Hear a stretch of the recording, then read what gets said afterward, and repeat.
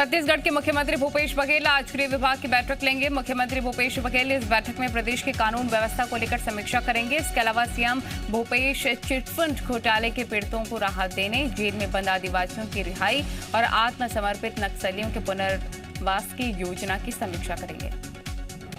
मुख्यमंत्री शिवराज सिंह चौहान ने प्रदेश के कानून व्यवस्था को लेकर उच्च स्तरीय मीटिंग ली है। बैठक में गृह मंत्री, मुख्य सचिव, डीजीपी सहित सभी संबंधित अधिकारी मौजूद रहे। इस दौरान उन्होंने निर्देश दिया कि प्रदेश में कानून व्यवस्था चाक चौबंद होनी चाहिए।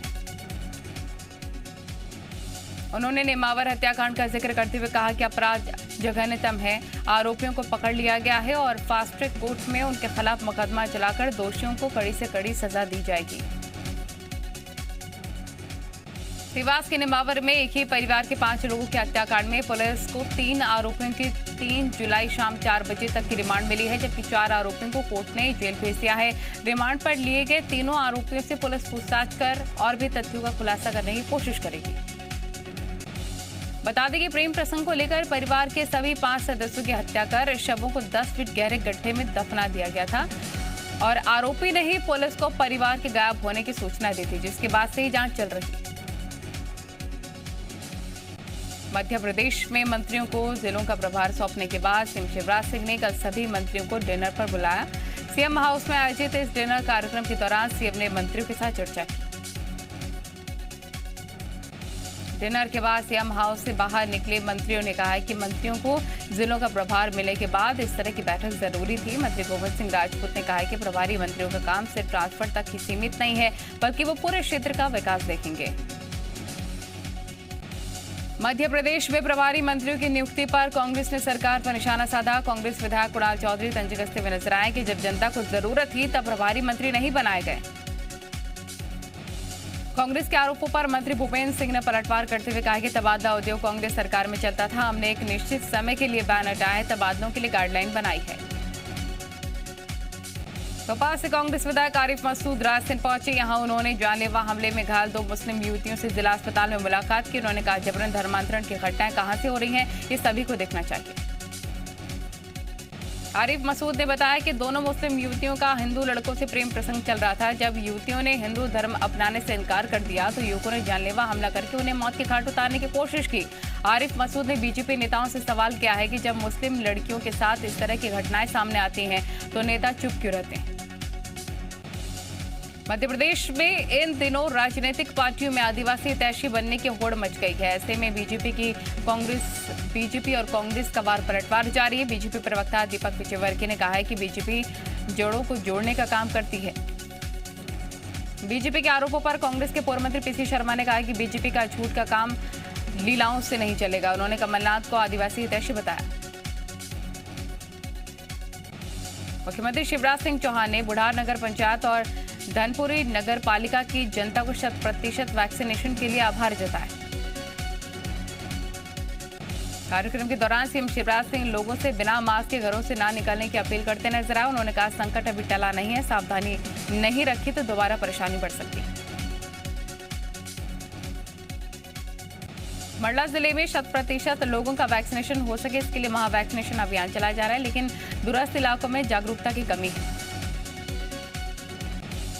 सांसद संपतिया उइके और कलेक्टर ने वैक्सीन के फायदे बताए हैं। इस दौरान बैगा आदिवासी के साथ ही पारंपरिक डांस भी किया है। इस तरह समझाने के बाद पूर्व सरपंच ने खुद जाकर वैक्सीन की पहली डोज ली। मुरैना के देवरी में केंद्रीय मंत्री नरेंद्र सिंह तोमर ने शहद प्रसंस्करण इकाई का भूमि पूजन किया, जो कि 500 करोड़ की लागत से सितंबर-अक्टूबर बनकर तैयार हो जाएगी। इस मौके पर केंद्रीय कृषि मंत्री नरेंद्र सिंह तोमर ने कहा है कि चंबल को विश्व का सर्वोत्तम शहद उत्पादक क्षेत्र बनाने का प्रयास किया जा रहा है। यहां के शहद की अपनी ब्रांड वैल्यू बनाई जाएगी। इंदौर में मंत्री उषा ठाकुर और तुलसी सिलावट ने मशहूर लालबाग पैलेस का दौरा किया है। इस दौरान उन्होंने लालबाग पैलेस के धीमे विकास कार्य पर नाराजगी भी व्यक्त की है। दरअसल लालबाग में पर्यटन को बढ़ावा देने के उद्देश्य से धरोहरों को सहेजने का काम किया जा रहा है। 72 एकड़ में फैली इस 135 साल पुरानी धरोहर के पुनरुद्धार का बेड़ा सरकार ने उठाया। मध्य प्रदेश में बीते 1 महीने से आशा उषा कार्यकर्ता धरने पर हैं। भिंड में विरोध कर रही आशा कार्यकर्ताओं ने जिला अस्पताल पहुंचे मंत्री अरविंद भदौरिया के काफिले को रोका।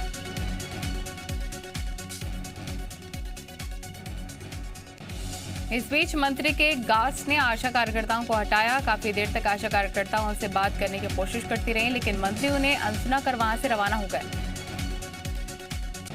कोरोना काल के बीच हुई बिजली दरों में वृद्धि को लेकर ऊर्जा मंत्री प्रद्युम्न सिंह तोमर ने कहा है कि जितनी मूल्य वृद्धि प्रस्तावित थी उसकी अपेक्षा जनता के हित को देखते हुए बेहद कम दर बढ़ाई गई है। कृषि मंत्री कमल पटेल ने एक फरियादी की गुहार पर हरदा के डीएसपी को जमकर फटकार लगाई है, जिसके साथ ही कार्रवाई न होने पर सख्त कार्रवाई की भी चेतावनी दी। दरअसल कृषि मंत्री के पास एक युवक पहुंचा था जिसका पैर का पंजा कटा हुआ था। युवक का आरोप था कि लेन देन के मामले में एक शख्स ने उसे ट्रेन के सामने धक्का दे दिया, जिससे उसका पैर का पंजा कट गया। छत्तीसगढ़ में खरीफ फसलों की सुरक्षा के लिए रोका छेका का अभियान एक बार फिर से शुरू कर दिया गया है। कार्यक्रम के तहत प्रदेश कांग्रेस अध्यक्ष मोहन मरकाम धनकरी पहुंचे। यहां उन्होंने लोहरसी और खरतूली में गौठानों का निरीक्षण किया है। इस दौरान सिहावा के विधायक डॉक्टर लक्ष्मी ध्रुव, जिलाध्यक्ष शरद लोहाना और कांग्रेसी कार्यकर्ता मौजूद रहे। मोहन मरकाम ने कहा है कि रोका छेका हमारी पुरानी परंपरा है। यह अभियान राज्य में पिछले साल भी चलाया गया था। प्रभारी मंत्री बनने के बाद मंत्री कवासी लखमा 2 दिन के बीजापुर के दौरे पर हैं, जहां उनका कांग्रेस कार्यकर्ताओं ने जबरदस्त स्वागत किया। उसके बाद उन्होंने जिला पंचायत कार्यालय में अधिकारियों के साथ मीटिंग की है। बिलासपुर के तखतपुर में गोबर और खाद घोटाले का मामला सामने आया है। मामले की गंभीरता को देखते हुए जिला पंचायत सीईओ ने जांच शुरू कर दी है। इसके साथ ही सभी रिकॉर्ड भी मांगे हैं। बताया जा रहा है कि नेवरा के मॉडल गोठान में 3,777 क्विंटल गोबर खाद कम पाया गया है। पूरे मामले में गोठान समितियां और पंचायत सचिवों ने सफाई देते हुए बताया है कि गोठान से 5,000 क्विंटल गोबर बारिश के पानी में बह गया। अब कमेटी की रिपोर्ट के आधार पर आगे की कार्रवाई की जाएगी। बिलासपुर में गोबर घोटाला सामने आने के बाद विपक्ष हमलावर हो गया है। नेता प्रतिपक्ष धर्मलाल कौशिक ने आरोप लगाया कि गोबर खरीदी का नाम प्रदेश में भारी भ्रष्टाचार हो रहा है। प्रदेश की कांग्रेस सरकार कागजों पर ही गोबर खरीदी कर रही है। छत्तीसगढ़ में एडीजी जीपी सिंह के ठिकानों पर एंटी करप्शन ब्यूरो की कार्रवाई जारी है। आय से ज्यादा संपत्ति की शिकायत पर एसीबी ने एडीजी जीपी सिंह के 15 ठिकानों पर छापा मारा। जानकारी के मुताबिक एसीबी की कार्रवाई आज भी जारी रहेगी।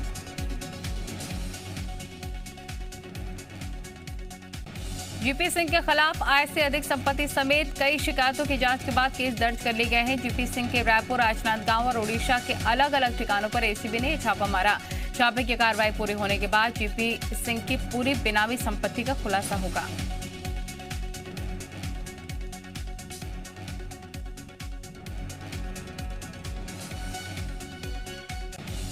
जीपी सिंह के खिलाफ आयकर विभाग भी बेनामी एक्ट के तहत अलग से कार्रवाई कर रहा है। बता दें कि जीपी सिंह खुद एंटी करप्शन ब्यूरो के मुखिया रह चुके हैं। भूपेश सरकार के सत्ता में आने के बाद उन्हें यह जिम्मेदारी मिली थी, लेकिन कई गंभीर शिकायतों के बाद उन्हें हटा दिया गया था।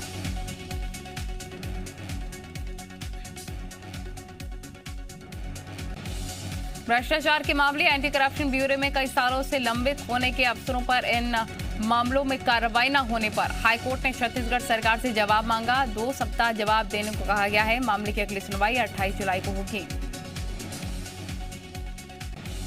प्रदेश के 90 प्रमुख अफसरों के खिलाफ एसीबी में लंबे समय से केस लंबित होने की कार्रवाई न होने पर रायपुर के मोहम्मद गुलाम अली खान के हाईकोर्ट को पत्र लिखा था, जिसमें उन्होंने भ्रष्टाचार के आरोपी अफसरों पर कार्रवाई न होने से विभाग में जमा रहने और वेतन सुविधाओं का फायदा उठाने का जिक्र किया था। बलरामपुर जिले में हो रहे अवैध रेत खनन के खिलाफ दायर जनहित याचिका पर हाईकोर्ट ने छत्तीसगढ़ सरकार को नोटिस जारी कर दिया है। हाईकोर्ट ने राज्य सरकार से 1 हफ्ते के अंदर जवाब मांगा है। बता दें कि पंचावल गांव में सुगदा और पंजांग नदी से पिछले कई सालों से अवैध रेत खनन चल रहा है। ऐसा नहीं है कि मामले के प्रशासन को जानकारी नहीं। ग्रामीण अवैध रेत उत्खनन के खिलाफ पिछले कई महीनों से धरना प्रदर्शन कर रहे हैं। रायपुर में शिक्षक भर्ती के अभ्यर्थियों ने जमकर विरोध किया है। सीएम हाउस का घेराव करने पहुंचे अभ्यर्थियों को पुलिस ने आउटडोर स्टेडियम के पास बैरिकेड लगाकर रोक दिया, जिसके बाद प्रदर्शनकारी सड़क पर ही बैठ गए। इस दौरान उन्होंने नारेबाजी की। विरोध के तौर पर जूता पॉलिश किया। अभ्यर्थी रुकी हुई नियुक्ति प्रक्रिया को जल्द पूरी करने की मांग को लेकर प्रदर्शन कर रहे हैं। कोरबा ITI के छात्रों ने अखिल भारतीय विद्यार्थी परिषद के बैनर तले प्रदर्शन किया। इस दौरान छात्र छात्राओं ने हाथों में तख्तियां लेकर राज्य सरकार सहित तकनीकी शैक्षणिक विभाग के खिलाफ नारेबाजी की। छात्र अपने संस्थान से पैदल मार्च करते हुए कलेक्ट्रेट पहुंचे और घेराव कर दिया है और जब तक जिला प्रशासन की ओर से तहसीलदार मिलने नहीं आए तब तक छात्र वहां से हटे नहीं। अंबिकापुर मेडिकल कॉलेज में पोस्टमार्टम रिपोर्ट तैयार करने के बदले 50,000 रुपए मांगने का मामला सामने आया है। जानकारी के मुताबिक सूरजपुर जिले के पहेशपुर गांव की रहने वाली सुमारी बाई के भतीजे की सांप काटने से मौत हो गई थी, जिसे पोस्टमार्टम के लिए अंबिकापुर के मेडिकल कॉलेज अस्पताल लाया गया था। पीड़िता की शिकायत है कि 1 महीने बीत जाने के बाद भी पोस्टमार्टम रिपोर्ट नहीं दी गई है और रिपोर्ट देने के बदले बार बार पैसों की मांग की जा रही है। पीड़िता के मुताबिक वो काफी गरीब है, इसके बावजूद उसे 2 बार डॉक्टर को 10,000 रुपए दिए। मध्य प्रदेश में स्वास्थ्य विभाग अधिकारी कर्मचारी संघ की एक मांग पर सरकार ने अधिकारी मुहर लगा दी है, जब नर्सिंग सिस्टर का पदनाम बदलकर सीनियर नर्सिंग अफसर कर दिया गया है, जबकि स्टाफ नर्स का नाम बदलकर नर्सिंग अफसर कर दिया गया है। बता दें कि प्रदेश का नर्सिंग स्टाफ अपनी मांगों को लेकर प्रदर्शन करता आ रहा है, जिसमें पदनाम बदलना प्रमुख मांग रही। पिछले दिनों सरकार ने नर्सिंग स्टाफ की मांग मान ली थी, जिसे आज अमली जामा पहना दिया गया। सतना के बचकड़ा गांव में फ्री राशन न मिलने से नाराज ग्रामीणों ने जमकर हंगामा किया है। गुस्साए ग्रामीण SDM की गाड़ी के आगे लेट गए, जमकर नारेबाजी की। बताया जा रहा है कि सहकारी उचित मूल्य की दुकान से ग्रामीणों को 6 महीने का फ्री राशन नहीं मिला है। ग्रामीणों ने कलेक्टर को ज्ञापन सौंपकर राशन दिलाए जाने और जांच की मांग की है, जिसके बाद SDM पूरे मामले की जांच के लिए पहुंचे थे, लेकिन SDM के बुलाने के बाद भी सेल्समैन मौके पर नहीं पहुंचा।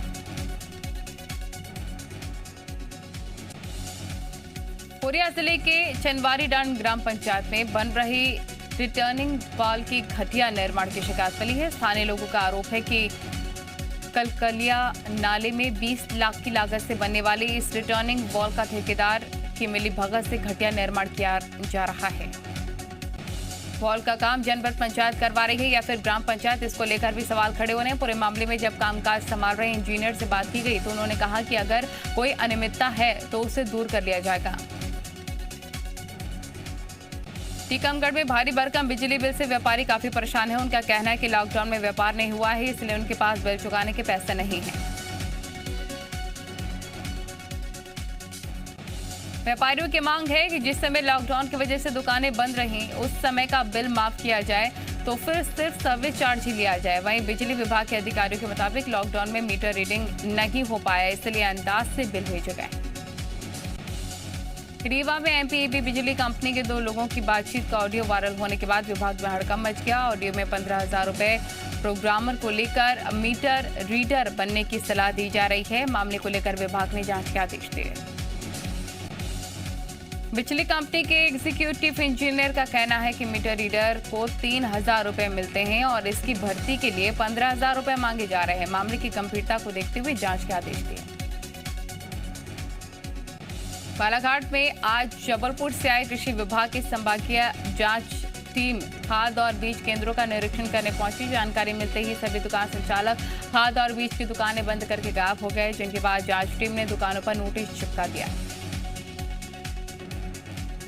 दरअसल खरीफ सीजन के चलते खाद और बीज केंद्रों में रिकॉर्ड और स्टॉक की जांच करने के लिए जबलपुर से टीम आई थी, लेकिन इतवारी बाजार में चलते वाली दुकान भर दुकानें बंद रहीं और दर्जन भर दुकान बंद होने की वजह से संचालक गायब नजर आए।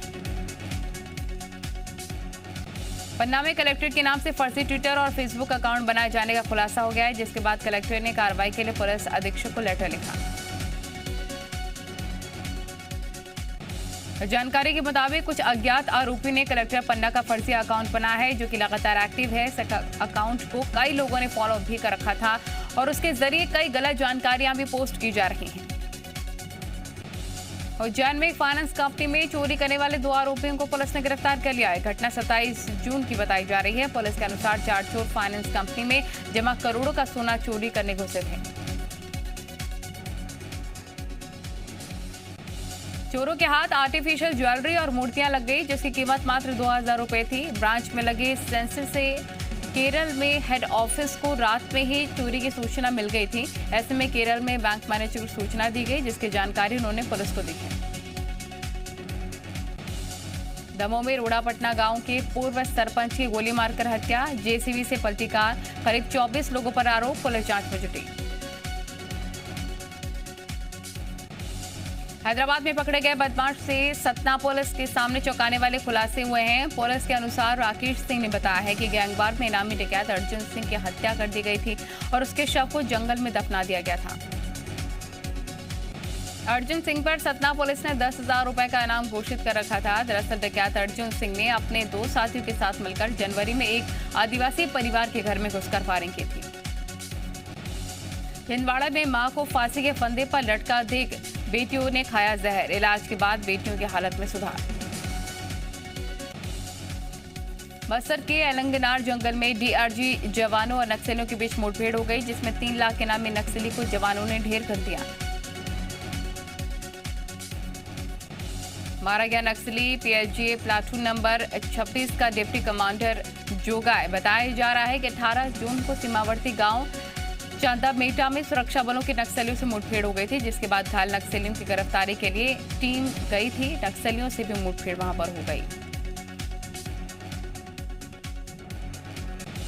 बालाघाट में आमगांव के पास बस और डंपर में टक्कर हो गई। हादसे में करीब 40 घायल, सभी को जिला अस्पताल पहुंचाया गया।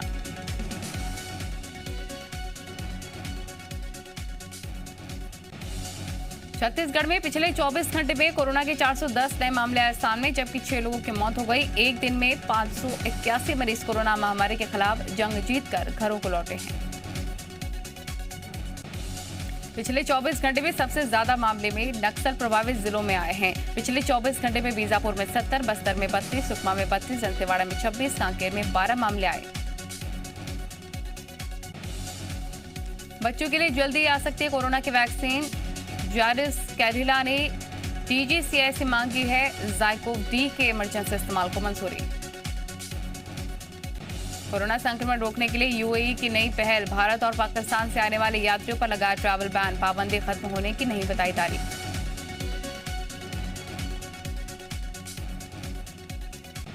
मुंबई फर्जी वैक्सीनेशन मामले में अब तक 13 गिरफ्तार, 9 पर एफआईआर दर्ज की गई। 2686 लोगों को वैक्सीन के बजाय लगाया गया था सलाइन वाटर।